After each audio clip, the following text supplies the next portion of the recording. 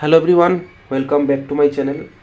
চলে আসলাম এই সপ্তাহের টপ 5 জব আপডেটস নিয়ে, যেগুলোর ফর্ম ফিল আপ কিন্তু বর্তমানে চলছে এবং তোমরা এই একটা ভিডিওতেই সম্পূর্ণ ক্রাইটেরিয়া জানতে পারবে।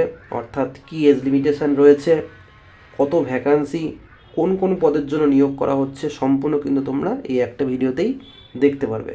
তাই তোমাদের কাছে একটাই রিকোয়েস্ট যে তোমরা ভিডিওটি স্কিপ না করে প্রথম থেকে দেখতে থাকো। স্কিপ করলে কিন্তু অনেক গুরুত্বপূর্ণ বিষয় কিন্তু তোমরা বুঝতে পারবে না। তো দেখো, ফার্স্টে কী বলা হয়েছে, union bank of India apprentice vacancy. অর্থাৎ ইউনিয়ন ব্যাঙ্ক অফ ইন্ডিয়ার পক্ষ থেকে অ্যাপ্রেন্টিস পদে মোট 1865টি কিন্তু শূন্যপদে নিয়োগ দেওয়া হচ্ছে। অর্থাৎ এখানে যে শূন্যপদের কথা বলা হয়েছে সেটা হচ্ছে 1865। নেক্সট কী বলা আছে, যোগ্যতা। যোগ্যতা হচ্ছে গ্র্যাজুয়েট।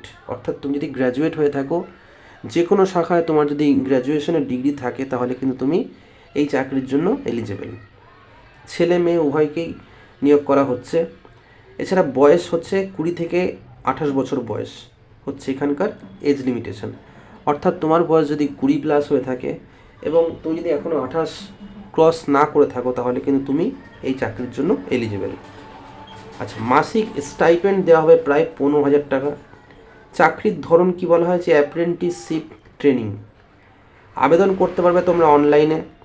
অর্থাৎ এই ক্ষেত্রে তোমাদের যে আবেদন প্রসেস সেটা হচ্ছে অনলাইন। যে কোনো সাইবার ক্যাফেতে যাবে, গিয়ে অনলাইন তোমরা এর জন্য কিন্তু অ্যাপ্লাই করতে পারবে। সিলেকশন প্রসেস দেখো কি বলা হয়েছে, অনলাইন টেস্ট। অর্থাৎ অনলাইনের মাধ্যমে কিন্তু তোমাদের একটা টেস্ট নেওয়া হবে। Local language test.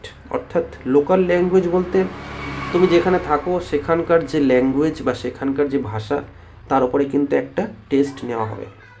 নেক্সট হচ্ছে তোমার ডকুমেন্ট ভেরিফিকেশান। অর্থাৎ তোমার যে সমস্ত ডকুমেন্টস রয়েছে সেগুলো ভেরিফাই করার পরে কিন্তু তোমাকে চাকরিটা দেওয়া হবে।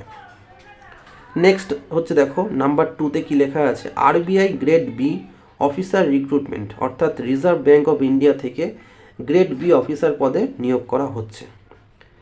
আচ্ছা, এক্ষেত্রে যে পদগুলো রয়েছে সেটা হচ্ছে জেনারেল ডিইপিআর ডিএসআইএম। আচ্ছা, মোট ভ্যাকান্সি হচ্ছে 60টি, অর্থাৎ 60, প্রায় 60টি ভ্যাকান্সি কিন্তু রয়েছে। যোগ্যতা এক্ষেত্রে কী লাগবে, গ্র্যাজুয়েশন অথবা পোস্ট গ্র্যাজুয়েশন। অর্থাৎ তোমার যদি গ্র্যাজুয়েশনের ডিগ্রি থাকে বা তুমি যদি গ্র্যাজুয়েট হয়ে থাকো, তাহলে তুমি এর জন্য এলিজেবল। এছাড়া তোমার যদি পোস্ট গ্র্যাজুয়েশনের ডিগ্রি থাকে, তাহলেও কিন্তু তুমি এর জন্য এলিজেবল। কিছু কিছু ক্ষেত্রে ইকোনমিক্স স্ট্যাটিস্টিক্স লাগবে, সেটা কিছু কিছু ক্ষেত্রে, সব ক্ষেত্রে কিন্তু বলা হয়নি। বয়সের ক্ষেত্রে কি বলা হয়েছে, 21 থেকে 30 বছর পর্যন্ত কিন্তু এর এজ লিমিটেশান রয়েছে। অর্থাৎ তোমার বয়স যদি 21+ হয়ে থাকে, তাহলে কিন্তু তুমি এর জন্য এলিজিবল। বেতন কি বলা হয়েছে, বেতন দেখো বলা হয়েছে প্রায় 1 লক্ষ টাকা স্টার্টিং স্যালারি। মানে বুঝতে পারছো তো যে স্যালারি স্ট্রাকচার কতটা হাই। 1 লক্ষ টাকা তোমার স্টার্টিং স্যালারি, মানে কি তুমি শুরুতেই 1 লক্ষ টাকা পাবা, এরপরে কিন্তু স্যালারি আরও বাড়বে। সিলেকশন প্রসেস কি বলা হয়েছে, সিলেকশন প্রসেস হচ্ছে ফেজ 1, ফেজ 2, আর লাস্টে কী হবে, ইন্টারভিউ। অর্থাৎ 3টে প্রসেসে কিন্তু তোমাকে সিলেক্ট করা হবে, ফেজ 1, ফেজ 2 এবং ইন্টারভিউ। অবশেষে হচ্ছে ইন্টারভিউ দিয়ে কিন্তু তোমার সিলেকশন প্রসেস কমপ্লিট হবে। আশা করছি নাম্বার 2তে যেটা লেখা আছে আরবিআই গ্রেড অফিসার রিক্রুটমেন্টের ব্যাপারে, সেটা তোমরা বুঝতে পেরেছো। যদি বুঝতে পেরে থাকো তাহলে কমেন্টে ইয়েস লেখো। চলো নেক্সট দেখো কি বলা আছে নাম্বার 3তে, DRDO apprentice recruitment. DRDO apprentice পদে নিয়োগ করা হচ্ছে। পদের নাম হচ্ছে গ্র্যাজুয়েট অ্যাপ্রেন্টিস। ভ্যাকান্সি হচ্ছে 28টি। অর্থাৎ এক্ষেত্রে তোমাদের ভ্যাকান্সি বলা হয়েছে 28টি। Lab defence bioengineering and electromedical laboratory. যোগ্যতা হচ্ছে ইঞ্জিনিয়ারিং লাগবে অথবা গ্র্যাজুয়েশন থাকলেই হবে। অর্থাৎ তুমি যদি গ্র্যাজুয়েট হয়ে থাকো, তাহলে কিন্তু তুমি এর জন্য এলিজিবল। স্টাইপেন্ড দেওয়া হবে 8,000 থেকে 12,000+। সিলেকশন প্রসেস দেখো কি বলা হয়েছে, মেরিট বেসিস। অর্থাৎ তোমার যোগ্যতা অনুসারে কিন্তু সিলেকশন করা হবে। নেক্সট হচ্ছে ইন্টারভিউ। ইন্টারভিউ কিন্তু বলা হয়নি যে ইন্টারভিউ হবেই, বলতে যদি প্রয়োজন হয় তাহলে কিন্তু ইন্টারভিউ প্রসেস থাকবে। আশা করি বুঝতে পারছো তোমরা 3 নম্বরে ডিআরডিও অ্যাপ্রেন্টিস রিক্রুটমেন্টের ক্ষেত্রে কী ক্রাইটেরিয়া রয়েছে। আচ্ছা চলো, নাম্বার 4 কী লেখা আছে দেখো, Kolkata AI graphic and web designer jobs.